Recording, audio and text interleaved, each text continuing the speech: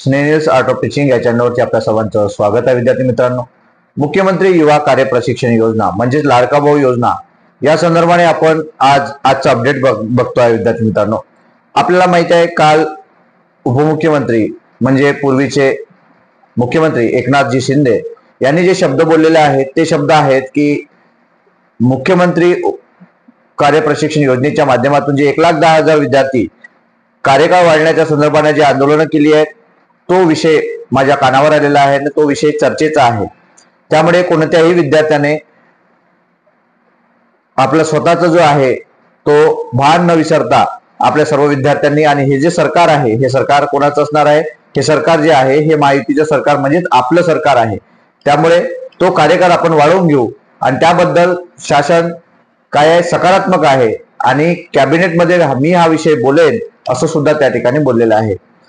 विद्यार्थी मित्रांनो, मी जे काही बोलतो आहे ते जे उपमुख्यमंत्री साहेब जे बोललेले आहेत त्याच विधानावरती मी बोलतो आहे. आणि आपल्या जे काही विद्यार्थी आहेत जे युवा कार्य प्रशिक्षणाच्या माध्यमातून जे 1,10,000 विद्यार्थी आहेत त्यात सर्व विद्यार्थी पॉझिटिव्ह आहे. कारण कोणालाच असं वाटत नाही की माझा कार्यकाळ वाढू नये. प्रत्येकाला असं वाटत असते की माझा कार्यकाळ वाढायला पाहिजे, मला रोजगार मिळायला पाहिजे. आपणही त्याच बाजूने आहोत. पण विद्यार्थी मित्रांनो, हे लक्षात घ्यायला पाहिजे की मी सरकारची बाजू मांडत नाही, पण सरकार ते गोष्ट करते की नाही. कारण आपल्याला मंगळप्रभात लोढा यांचं उदाहरण आहे, आपल्याला आस्थापना शासकीय आस्थापना जे दिलेले आहेत ते उदाहरण आहे, आणि आता ते खासगी देणार आहे, तो बदल करणार आहे हे सुद्धा त्यांना माहिती आहे. त्यांना हे का माहिती आहे? कारण त्यांनी का हे बदल करत आहेत? कारण आपले जे विद्यार्थी आहेत आपण शासकीय आस्थापनेमध्ये आपण रोजगार द्यावा असं आपण म्हणत आहोत, म्हणून त्यांना आता जाग आली आणि त्यांनी खासगी आस्थापना देण्याचा प्रयत्न करत आहेत. म्हणजे विद्यार्थी मित्रांनो, मी शासनाच्या बाजूने नाही किंवा मी शासन चालवत नाही, तर शासन काय करते, आपल्याला कसं फसवण्याचा प्रयत्न करते हे मी तुम्हाला सांगतोय. आता ज्या विद्यार्थ्यांचा कार्यकाळ संपत आहे 26 तारखेला 2 ते 4 दिवस राहिले, मग त्या विद्यार्थ्यांनी कधी काम करायचं, त्यांनी कधी नोंदणी करायची, त्यांचा कार्यकाळ कधी वाढवणार आहे, कॅबिनेटची बैठक कधी बसेल, ह्या सर्व गोष्टी महत्वाच्या असणार आहेत. विद्यार्थी मित्रांनो, त्यासाठीच हा प्रयत्न सांगत असतो आणि ते जे मी बोलत आहे ते सांगत असतो.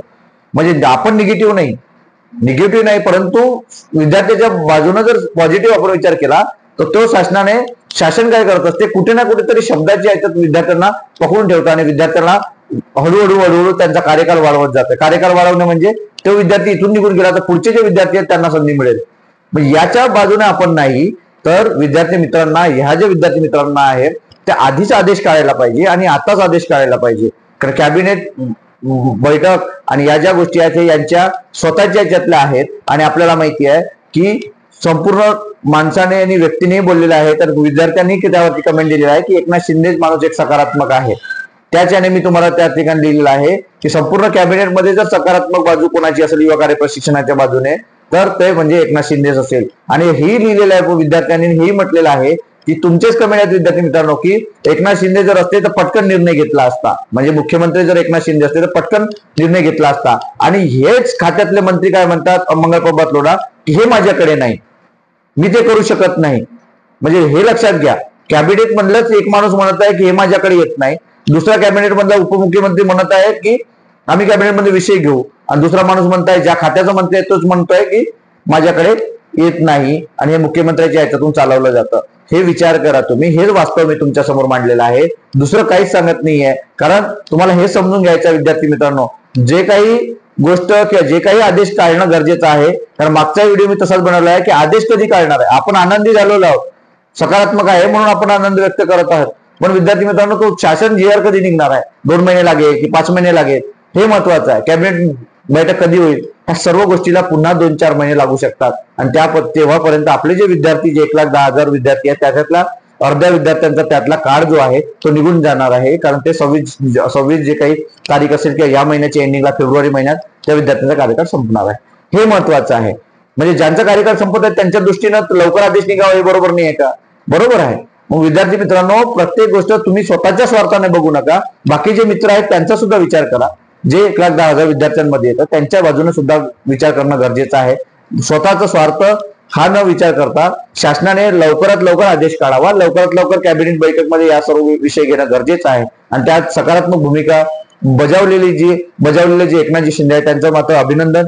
परंतु हे लवकरात लवकर आदेश काढण्यासाठी प्रयत्न करणं हे गरजेचं असणार आहे। आणि त्यामागे जे काही आपली भूमिका असणार आहे, जे आंदोलनाची भूमिका असणार आहे किंवा जे सकारात्मक भूमिका असणार आहे, कशा संदर्भातील निवेदन, पाठपुरावा, या सर्व गोष्टी महत्वाच्या असणार आहे विद्यार्थी मित्रांनो। आणि हे सर्व शक्य कशामुळे झालं, हे बोलण्याची वेळ कशामुळे आली, तर आपल्यामुळे आली। कारण गेल्या 3 महिन्यापासून आपले सर्व विद्यार्थी, मग ते युट्यूबच्या चॅनलच्या माध्यमातून असो, की मग त्या आंदोलनाच्या माध्यमातून असो, किंवा एखाद्या लाईव्ह व्हिडिओच्या माध्यमातून असो, संपूर्ण विद्यार्थी युवा कार्य प्रशिक्षणच्या माध्यमातूनच मागे लागलेले आहेत। आणि कार्यकाल वाढवणं असो की रोजगार देण्यासंदर्भातलं असो, ह्या सर्व गोष्टी महत्वाच्या आहे विद्यार्थी मित्रांनो। त्यामुळेच हे शासनाला ही भूमिका किंवा एकनाथजी शिंदे यांना हे शब्द बोलावे लागले आणि त्यांना आपण बाध्य केलं। आणि हे नक्कीच कॅबिनेटमध्ये ह्या सर्व गोष्टी व्हायला पाहिजे आणि लवकर व्हावं, ही एक सदिच्छा व्यक्त करतो विद्यार्थी मित्रांनो, जेणेकरून तुम्हाला याचा फायदा होणार आहे। हे आजचं अपडेट असं होतं, वास्तव आणि अपडेट होतं। त्यामुळे हे अपडेट आपल्याला कसं वाटलं हे नक्की कमेंट बॉक्समध्ये कळवा। आणि आजच्या या व्हिडिओला तुम्ही लाईक सुद्धा करा आणि माझ्या या चॅनलला अशाच अपडेट करता सबस्क्राईब करा। धन्यवाद।